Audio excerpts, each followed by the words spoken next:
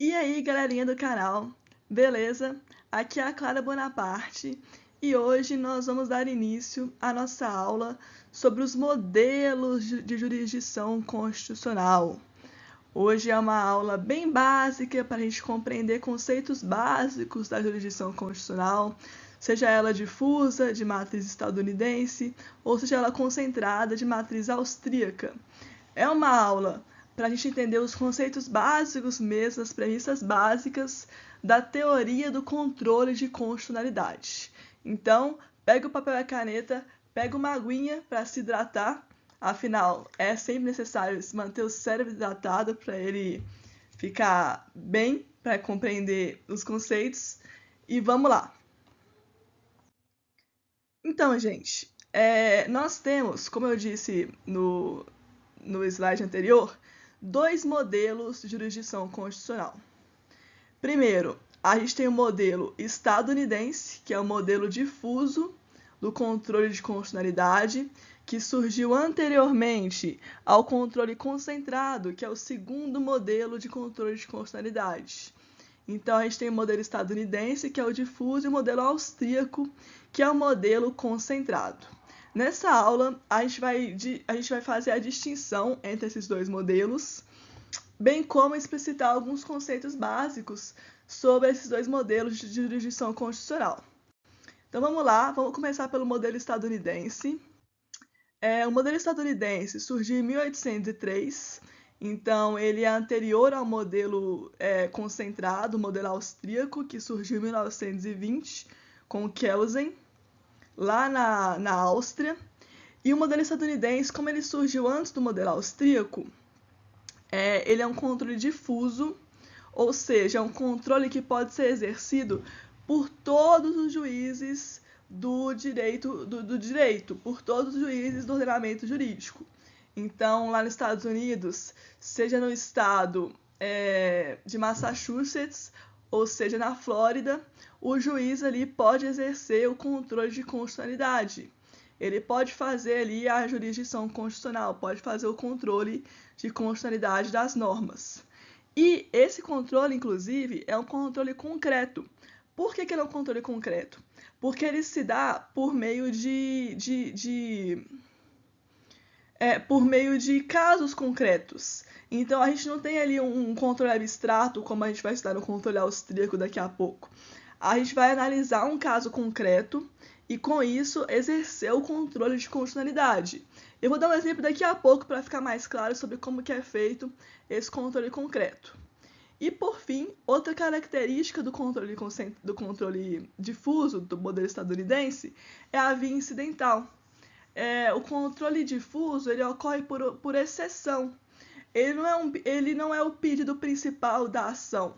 Não, o controle de constitucionalidade difuso é ali uma exceção do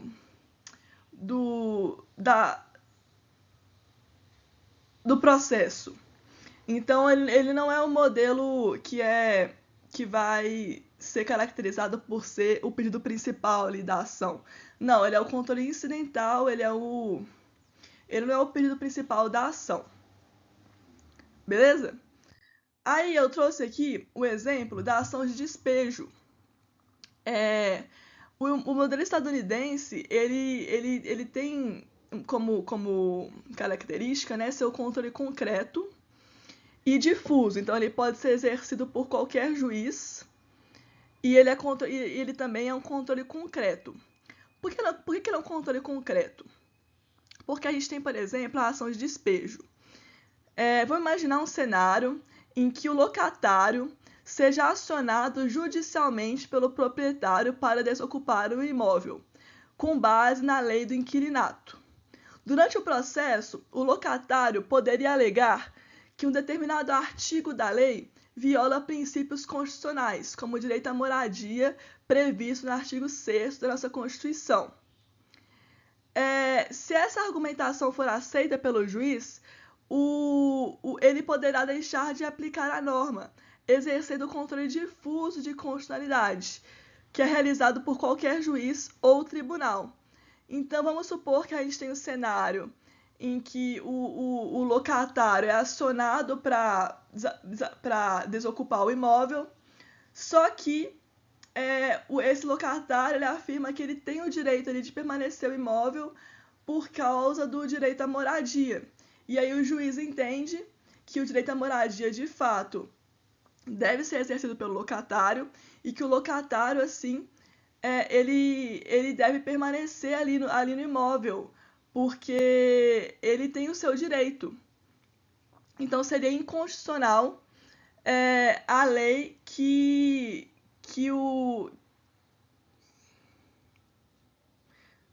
o proprietário usa para remover, né, o locatário do imóvel. Então, se o proprietário usa como argumento uma lei falando que o locatário tem que desocupar o imóvel e o locatário faz um contraponto a essa lei, afirmando que deve ser exercido o direito à moradia, o juiz, ali no controle difuso, pode argumentar que não, que essa lei é inconstitucional. Então, o locatário tem ali o direito de permanecer no imóvel. Esse seria um exemplo do modelo estadunidense, do controle difuso, que pode ser exercido por qualquer juiz do tribunal. Então, numa ação de despejo, o locatário pode argumentar pela inconstitucionalidade da lei que o proprietário argumenta para ele usar o imóvel, e o juiz pode considerar essa lei, por exemplo, inconstitucional devido ao direito à moradia. Então, esse seria um exemplo de ação ali, de despejo. Esse seria um exemplo, pauta na ação de despejo, que pode ser aplicável ao controle difuso de constitucionalidade. Daí, dentro do modelo estadunidense, a gente vai ter os efeitos da decisão. Nós temos dois efeitos, os efeitos temporais, que seriam ex tunc, e os subjetivos, que são inter partes.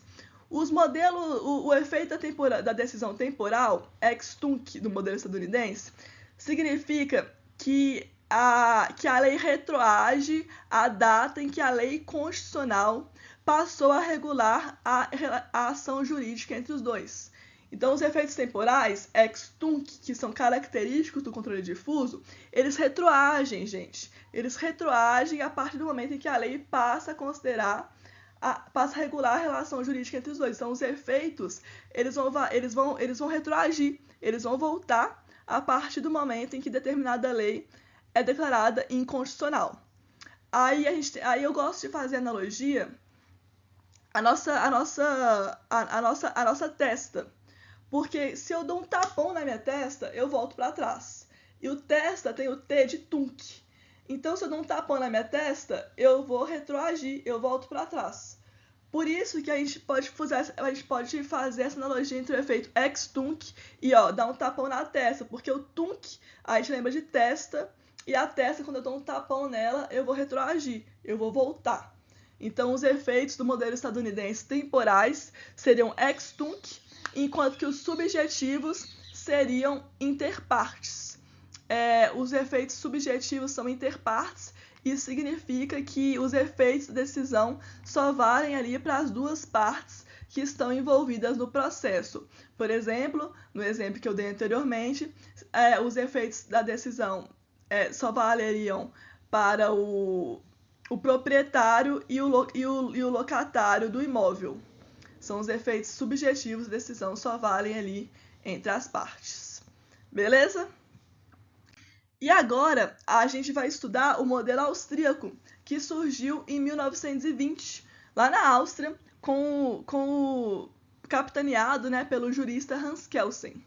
No modelo austríaco, a gente vai ter que somente o Tribunal Constitucional pode exercer o controle de constitucionalidade. Então, no modelo austríaco, somente o Tribunal Constitucional pode fazer o controle. Por isso que o nome é controle concentrado, porque somente um tribunal pode exercer o controle de constitucionalidade, e não todos os juízes de diversos tribunais, como era o controle difuso. O modelo austríaco é um controle abstrato ou em tese. Por que é um controle abstrato ou em tese? Porque ele não diz respeito a um caso concreto que figura a relação entre duas partes, por exemplo. O controle abstrato ou em tese, ele diz respeito a questões, diz respeito à constitucionalidade em termos gerais, como, por exemplo, uma lei que estipula um tributo.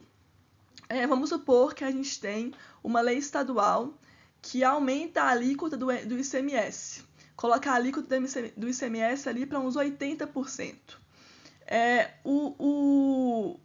Os legitimados para propor uma ação de constitucionalidade no controle concreto, eles vão arguir pela inconstitucionalidade dessa majoração da alíquota do tributo. Por quê? Eles vão entender que isso fere a capacidade contributiva do contribuinte. E, com isso, há ali uma inconstitucionalidade. Percebam que aqui a gente não tem uma relação concreta entre duas partes. Não, a gente vai ter uma relação que diz respeito a um caso abstrato, ao caso de inconstitucionalidade abstrata entre duas normas, ou seja, o princípio da capacidade contributiva que está ali na Constituição e a lei infraconstitucional que diz respeito ao aumento da alíquota do ICMS. Então, é um controle abstrato porque ele diz respeito à tese entre duas leis, ou seja, a Constituição e a lei infraconstitucional, e não um caso concreto. E eu também trouxe os efeitos do modelo austríaco, que os efeitos podem ser temporais, ou seja, ex nunc, e subjetivos, que são erga omnes. Os efeitos temporais, ex nunc, significa que a partir de agora, essa lei não será mais aplicada. Então, assim, os efeitos ex nunc, eles são de agora e para frente. A lei, a inconstitucionalidade da norma vai de um determinado ponto para frente. E eu gosto de usar o exemplo do nunc, da gente fazer uma analogia com N de nuca. Porque quando eu dou um tapão da minha nuca, eu vou para frente. E dando esse tapão para minha nuca para frente, eu lembro do ex nunc. Por quê? Porque o ex nunc diz respeito que os efeitos da inconstitucionalidade da norma valem daquela decisão em diante. Diferentemente dos efeitos ex tunc, que vão retroagir da questão que vão retroagir da inconstitucionalidade da norma para trás. Outro ponto é que os efeitos do modelo austríaco são subjetivos erga omnes, valendo assim para todas as pessoas da sociedade, para todas as instituições, para todos os estados, municípios e a União. Então, os efeitos subjetivos são erga omnes, valendo assim para todos e não somente para as partes que estão envolvidas na ação constitucional. Gente, essa aulinha de hoje foi mais para a gente estudar algumas premissas básicas, tá? Então, espero que os senhores tenham gostado. Muito obrigada por assistirem e não se esqueçam de se inscrever no canal. Beleza? Obrigada, até mais, tchau, tchau.